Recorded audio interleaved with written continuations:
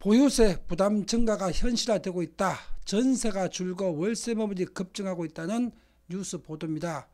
이 보도는 2020년 1월 17일 오후 31분에 보도가 됐습니다. 그리고 지금 녹화를 하는 시간은 1시간 후인 10시 37분입니다. 지금 녹화 시점으로부터 딱 1시간 전에 올라온 TV조선의 보도 내용입니다. 이 보도 내용은 지금 전세 매물이 급격하게 줄어들고 있고 월세 매물이 2배씩 더 폭발적으로 증가하고 있다. 월세를 받아서 보유세를 충당하려고 한다. 집주인들은. 그리고 전세를 보증금을 추가로 올리지 않고 전세 보증금 인상분을 반전세로 월세로 받아가지고 보유세를 충당하고 있다. 지금 이런 기사입니다. 그럼 이런 추세로 가게 되게 되면요, 점점 전세는 줄어들게 되고 반전세나 월세가 더 늘어나게 됩니다. 반전세나 월세가.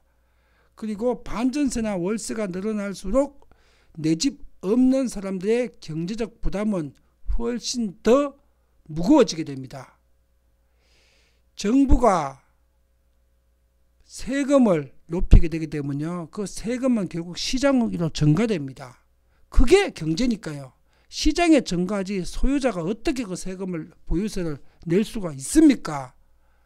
매매를 갖고 수익이 현실화되지도 않은데 그 보유세를 낼 수가 없으니까 시장에 전가하는 건 당연한 일이고, 그게 경제 행위입니다. 결국 좌파 정부에서 집주인 죽인다고 올린 보유세가 집주인을 죽이는 것이 아니라 세입자를 죽이는 거고 시장을 죽이는 결과가 된다는 얘기입니다. 이 기사 또 한번 보겠습니다. 보십시오.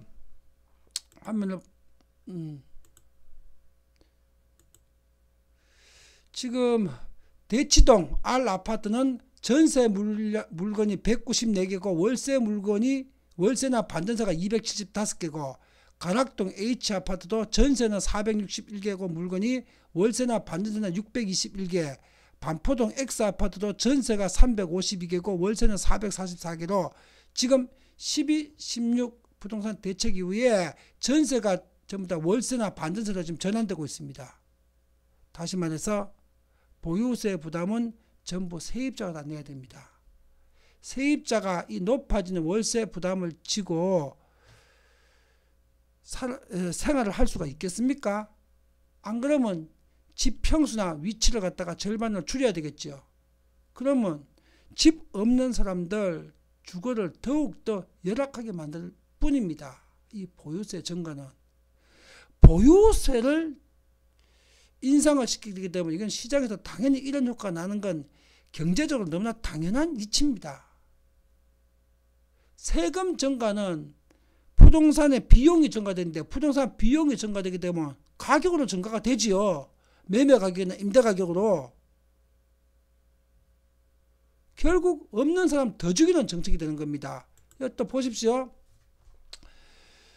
개포동 공인중개사가 주택을 팔기보다는 월세나 반전세로 전환을 해서 늘어나는 세부담을 충당하고 일부는 생활비로 충당하는 경향들이 늘어나고 있습니다.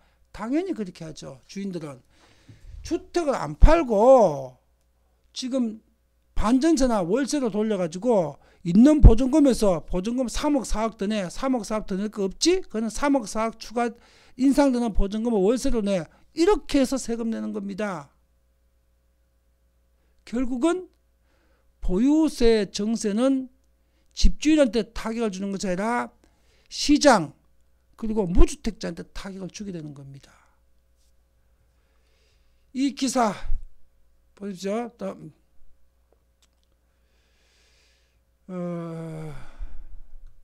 이 기사에 대해서 지금 댓글 몇 개 확인해 보겠습니다. 이제 없는 것들은 더 곡소리 나게 생겼다. 17대4. 전세 월세까지 폭등한다면 이제 정권 스스로 반납해야지 어떻게 버티냐. 낯짝이 있지. 8대2. 전월세 물건 천지고 특히 오래된 아파트는 세입자 구하기 개 힘들다만, 이건 무슨 소리인지 모르겠네. 그죠?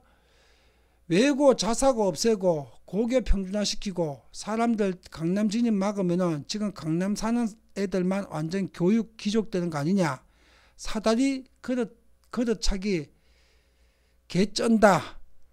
자, 이렇게 정부가 반시장적으로 시장을 개입해 가지고 이렇게 세금을 높이게 되면요, 결국은 이건 전부 다 시장으로 그 부담이 다 증가됩니다. 그리고 그 시장은 결국은 무주택자와 없는 자한테 최종적으로 세부담이 넘어가게 되는 겁니다. 이것이 경제 실물과 현실을 모르는 이 좌파 이념가들의 잘못된 부동산 정책입니다.